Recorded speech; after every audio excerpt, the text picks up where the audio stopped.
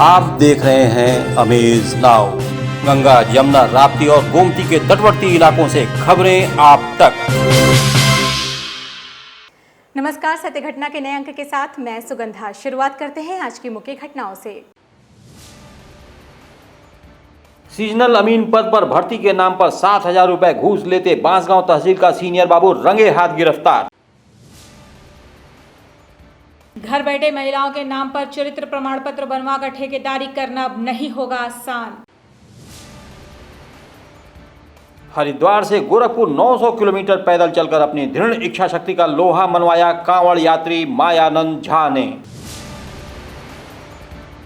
बड़हलगंज तहसील का एक गांव जगदीशपुर बह गया बाढ़ की धारा में। आजमगढ़ पुलिस ने मुठभेड़ में 25,000 इनामी बदमाश पर कसी नकेल, पैर में लगी गोली। और किसान नौजवान पटेल यात्रा के साथ समाजवादी पार्टी प्रदेश अध्यक्ष नरेश उत्तम पटेल पहुंचे सिद्धार्थनगर जिले में। अब सत्य घटना विस्तार। गोरखपुर जनपद में सीजनल अमीन की भर्ती कराने के नाम पर 7,000 रुपए घूस लेने वाले घूसखोर बाबू को एंटी करप्शन टीम द्वारा रंगे हाथों गिरफ्तार किया गया। पकड़ा गया बाबू द्वारिकाधीश बांसगांव तहसील पर तैनात है, जो सीजनल अमीन की भर्ती के लिए अभ्यर्थियों से घूस के तौर पर रुपयों की मांग करता था, जिसकी शिकायत मिलने पर एंटी करप्शन टीम सतर्क हो गई और जो ही शिकायतकर्ता ज्ञान सिंह यादव ने अपनी फरियाद एंटी करप्शन टीम से की, तत्काल हरकत में आई इस टीम ने ज्ञान सिंह को आश्वासन दिया और आनन फानन में उसे घूस लेते रंगे हाथों गिरफ्तार कर जेल भेज दिया। आपको बता दें कि पकड़ा गया बाबू द्वारिकाधीश इससे पूर्व गोरखपुर जिलाधिकारी कार्यालय में असलाहा बाबू के रूप में भी तैनात रहा है। बांसगांव में सीजनल अमीन ज्ञान सिंह यादव की नियुक्ति के प्रमाण पत्र देने के लिए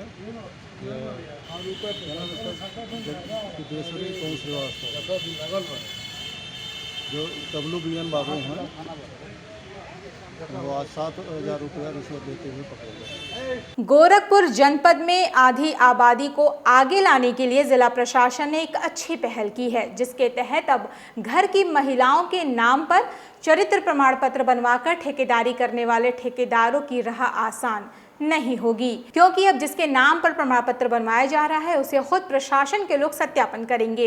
इस बारे में प्रभारी ADM सिटी राजेश सिंह ने बताया कि ऐसा देखा जा रहा है कि जिसके नाम पर चरित्र प्रमाण पत्र बन रहा है उस महिला को मालूम ही नहीं कि उसके नाम पर ठेकेदारी हो रही है। उसके स्थान पर पुरुष अपना मोबाइल नंबर दे रहे थे।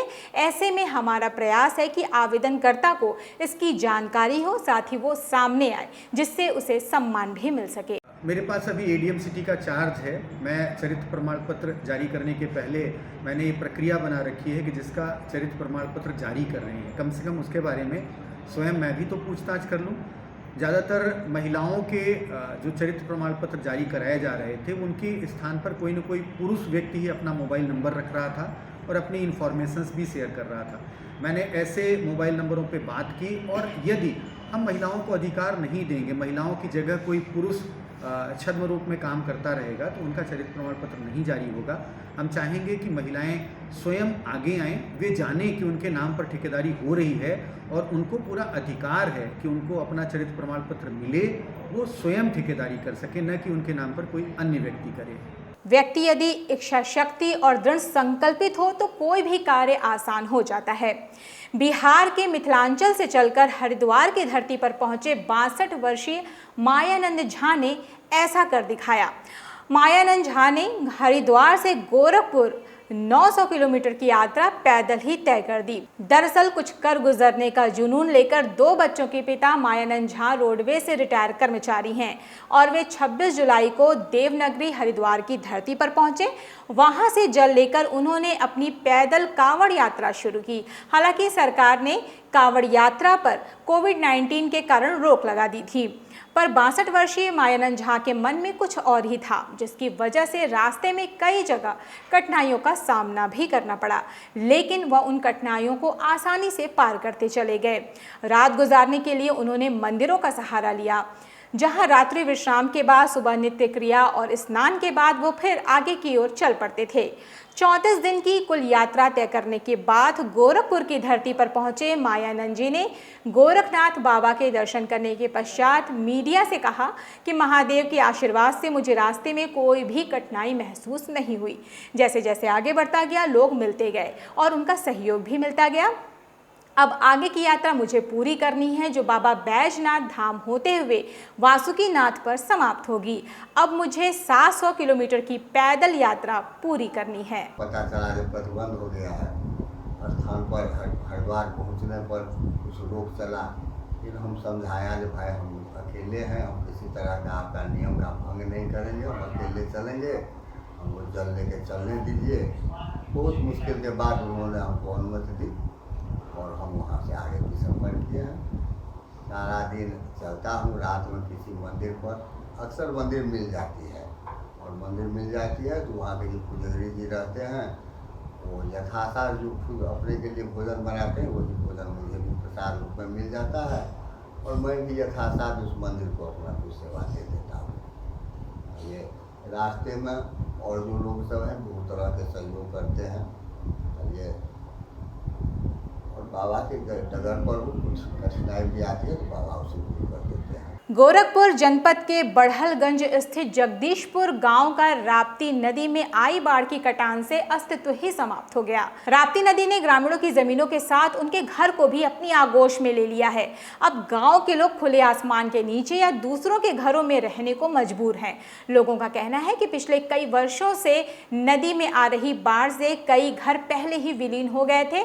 अब केवल एक घर बचा था जिसे नदी की धारा और कटान ने अपनी आगोश में ले लिया।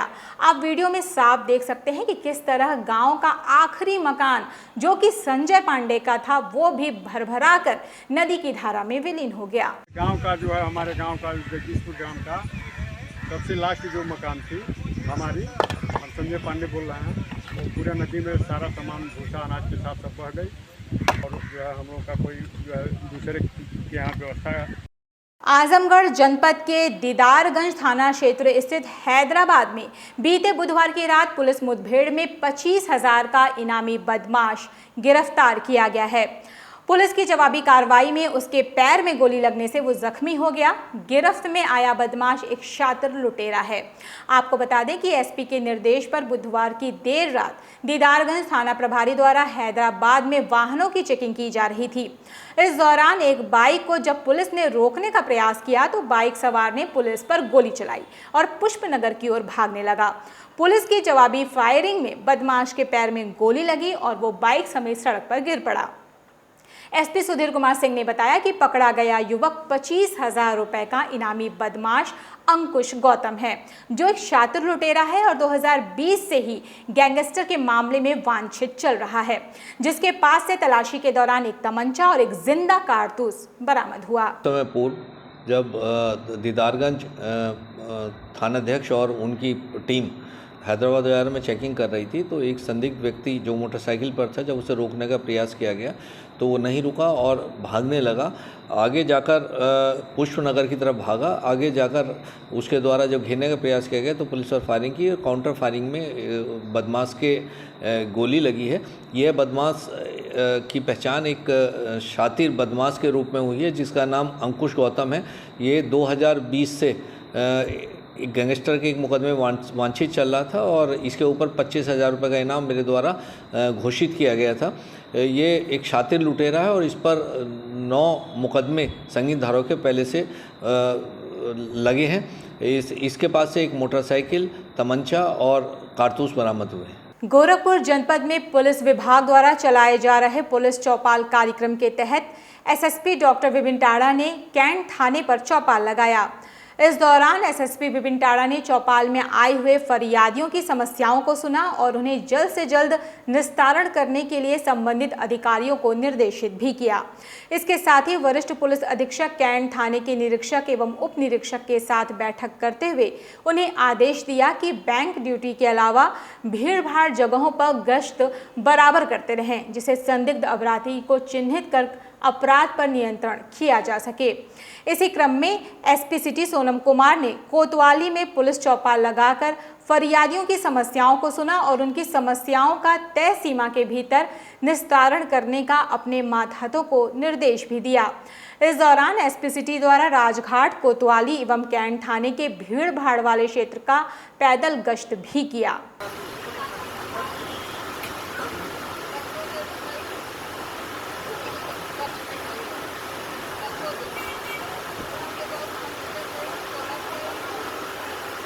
कोतवाली पे पुलिस चौपाल का आयोजन किया गया है कप्तान साहब के आदेश के अनुसार, और इसमें जनता से संवाद स्थापित किया गया है। पार्षद भी आए थे, पूर्व पार्षद जो सम्मानित व्यक्ति हैं वो भी हैं। इसके अलावा वादियों को बुलाया गया है, मुकदमों के जो वादी हैं उनको और विवेचक इनको साथ में लेके OR किया जाएगा, और यह प्रयत्न किया जाएगा कि वादियों की समस्या जो है उसका कोई तरीका निकले जिससे वादी भी संतुष्ट हो जाए, और वादी से अगर ऐसा पता चलता है कि कोई कार्य नहीं हो पा रहा है, विवेचक नहीं कर रहा है, तो विवेचक के विरुद्ध भी हम लोग कुछ कार्रवाई करेंगे। भारतीय मजदूर संघ जिला इकाई गोरखपुर के पदाधिकारियों ने बढ़ती हुई महंगाई को लेकर अपनी 8 सूत्रीय मांगों से संबंधित ज्ञापन जिलाधिकारी की अनुपस्थिति में जनसंपर्क अधिकारी को सौंपा। प्रदर्शन कर रहे संघ के पदाधिकारियों की मांग है कि केंद्र सरकार कंपनियों द्वारा उत्पादक वस्तुओं पर उनका लागत मूल्य लिखना अनिवार्य करने के साथ ही सरकारी कर्मचारियों का जनवरी 2020 से जून 2021 तक बंद महंगाई भत्ता की धनराशि का भुगतान जल्द से जल्द करे और पेट्रोलियम पदार्थों सहित अन्य खाद्य पदार्थों के मूल्यों पर नियंत्रण भी करे, ताकि देश की जनता को अतिरिक्त भार से छुटकारा मिल सके। इस दौरान Rakesh Singh, KP Tripathi, Bajrangi Dubey, JP Gupta, Surendra Kumar Yadav, RL दास, अवधेश कुमार श्रीवास्तव सहित अन्य पदाधिकारी मौजूद रहे। कौन बनाता हिंदुस्तान, भारत का मजदूर किसान, मजदूर। देखिए, मैं भारतीय मजदूर संघ का सक्रिय कार्यकर्ता हूँ। चूँकि हमारे भारतीय मजदूर संघ के निर्देश पर प्रत्येक जिलों में प्रत्येक जिला कार्यकारिणी के द्वारा जिलाधिकारी महोदय को ज्ञापन दिया जाना है। ज्ञापन का यही विषय है कि बढ़ती बेरोजगारी और बढ़ती महंगाई को पूर्णतः नियंत्रण में लाया जाए, क्योंकि यह मुद्दा पूरे जनसामान्य से जुड़ा हुआ है। आम जनता भी खाद्य तेल, दवाइयाँ और अन्य आवश्यक वस्तुओं की महंगाई से जूझ रही है। इसको लेकर के हमारे जिला कार्यकारिणी के द्वारा हमारे जिलाधिकारी महोदय गोरखपुर को आज ज्ञापन दिया जा रहा है। क्या मांगे हैं?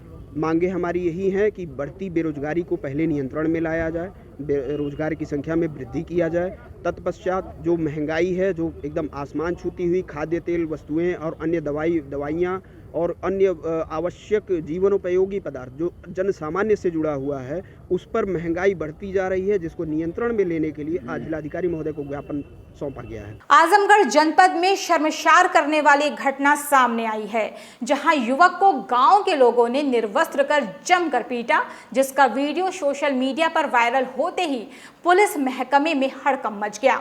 आपको बता दें कि आजमगढ़ जिले के कप्तानगंज थाना क्षेत्र अंतर्गत नरपोरा गांव में 20 वर्षीय युवक हरिश्याम निषाद के साथ गांव के लोगों द्वारा निर्वस्त्र कर मारपीट करने का वीडियो सोशल मीडिया पर वायरल हो रहा है, जबकि युवक हरिश्याम पर गांव के ही एक दलित के घर में घुसने का आरोप है। वहीं इस मामले को लेकर गांव के प्रधान सहित अन्य लोग समझौता कराने में जुटे हुए हैं। गांव वालों की पिटाई से घायल युवक का उपचार अस्पताल में चल रहा है। वहीं इस संबंध में पुलिस अधीक्षक सुधीर कुमार सिंह का कहना है कि मामले की जांच के लिए टीम गठित कर दी गई है और युवक द्वारा घर में घुसने और दूसरे के पक्ष द्वारा जमकर पीटने को लेकर दोनों पक्ष के खिलाफ मुकदमा दर्ज कर कार्रवाई की जाएगी। थाना कप्तानगंज क्षेत्र के एक लड़के का वीडियो वायरल होता है, जिसमें उसे पिटा हुआ दिखाया जा रहा था।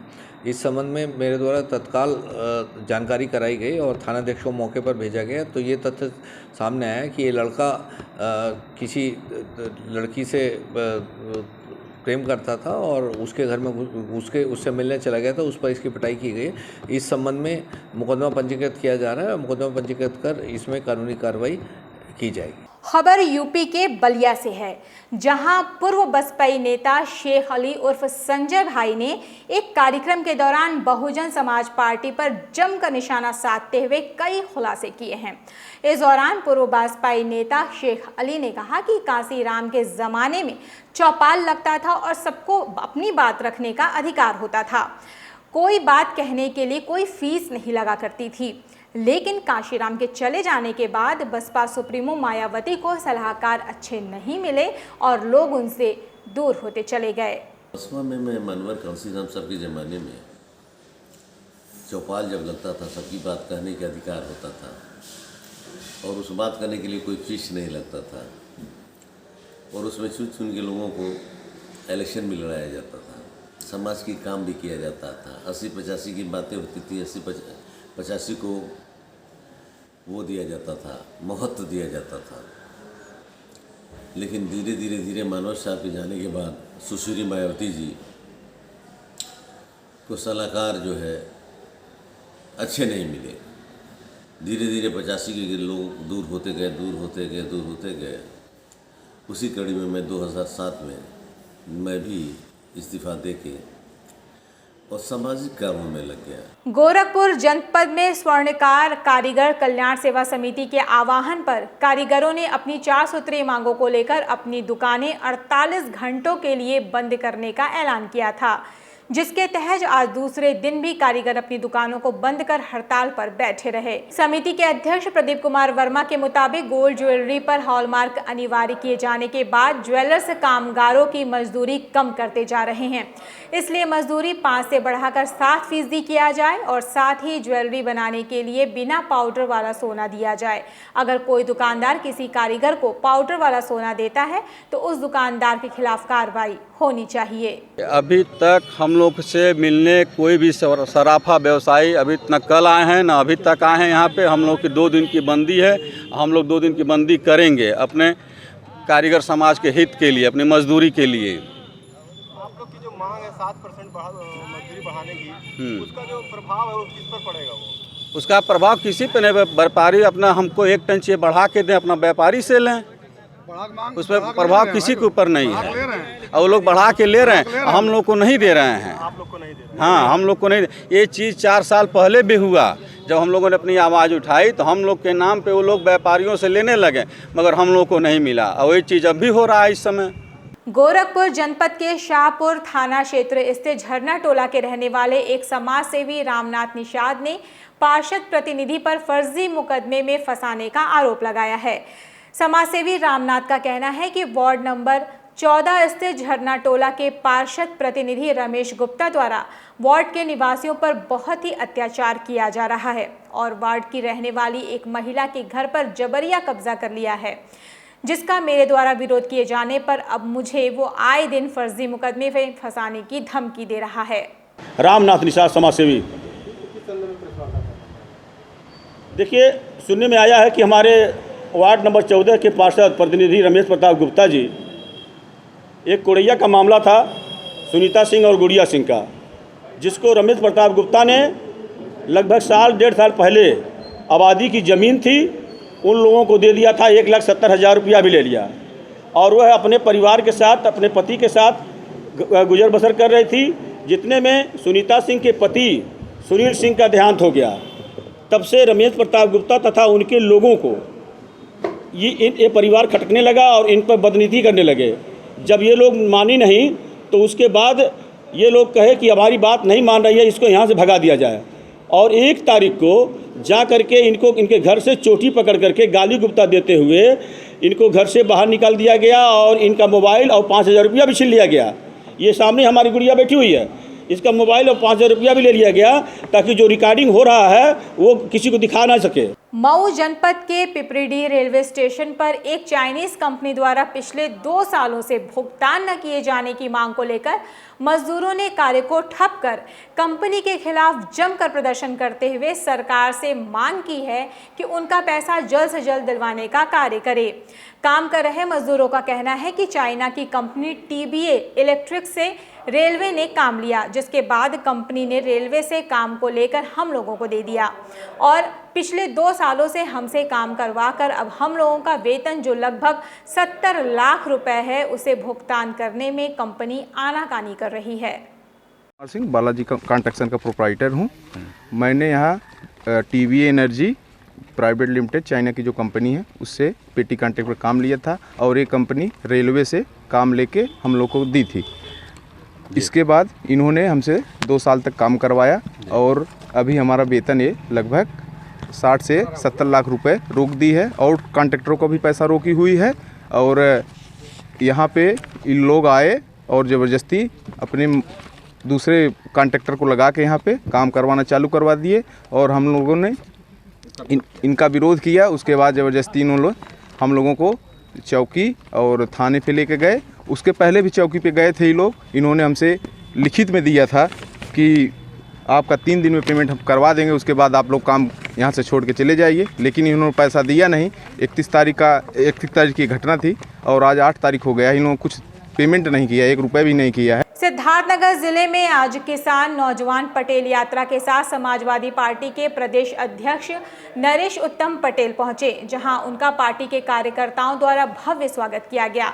इस अवसर पर आयोजित कार्यक्रम में बांसी तहसील क्षेत्र स्थित SK मैरिज हॉल में वह बीजेपी पर जमकर बरसे। इस दौरान उन्होंने कहा कि आज़ादी खतरे में है, यहाँ का किसान नौजवान परेशान है और प्रदेश में बढ़ती विषमता एवं अराजकता को रोकने के लिए हमने ये यात्रा निकाली है। मकसद ये है कि आज़ादी के महानायक भारत के गृह मंत्री सरदार वल्लभ भाई पटेल ने भारत की आज़ादी में किसानों को लामबंद करके, बारदोली का खेड़ा का आंदोलन खड़ा करके, चंपारण में गांधी जी के आंदोलन का समर्थन करके, निनारा में लागानवाद विरोधी आंदोलन का समर्थन करके, रायबरेली में 700 किसानों की जो अंग्रेजों ने हत्या की थी, शहीद किए थे, उनको लेकर इस देश की आज़ादी महात्मा गांधी के नेतृत्व में लड़ी और देश के किसानों ने इस देश को आज़ाद कराया, नौजवानों ने आज़ाद कराया। और आज़ादी खतरे में है।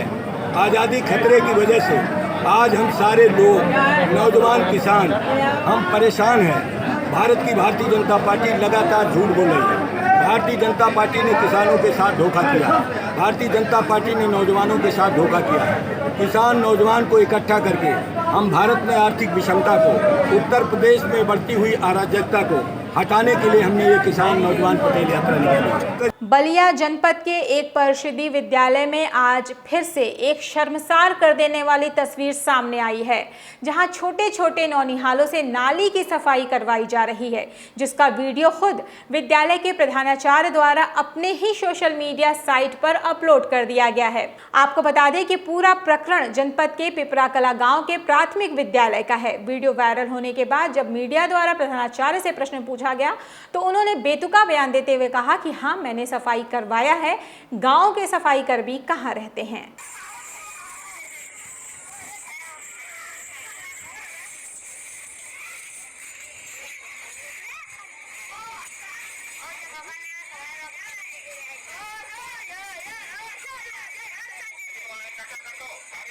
तो कहाँ सफाई कर रहे थे आप लोग? सर, स्कूल के पास। स्कूल के पास सफाई करने के लिए किसने कहा आपको?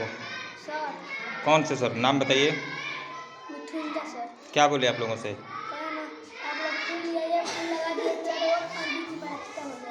जी, बीच में रास्ता हो जाएगा। तो रास्ते की सफाई की आप लोग? उनके कहने से कितनी देर किए हैं लोग?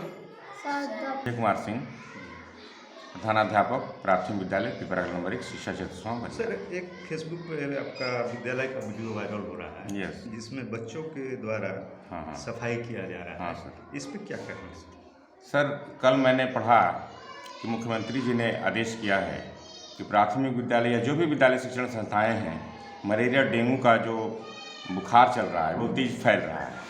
तो इसके क्रम में हमने सफाई कर्मियों को फ़ोन किया कि आप हमारे स्कूल की साफ़ सफाई करो, अगल बगल सफाई करो। एक दिन पहले भी हमने सर कहा था, लेकिन उन्होंने कहा कि आप प्रधान से करिए।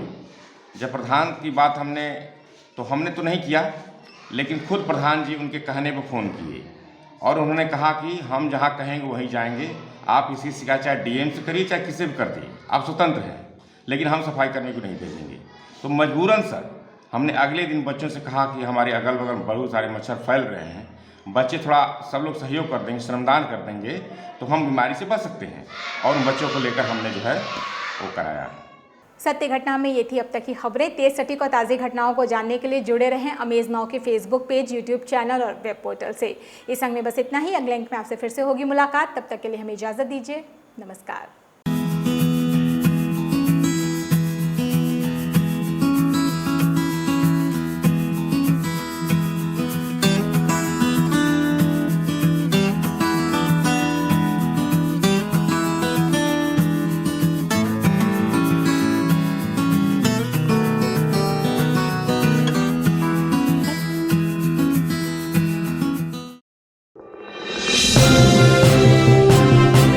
आप देख रहे हैं अमेज नाउ। गंगा, यमुना, राप्ती और गोमती के तटवर्ती इलाकों से खबरें आप तक।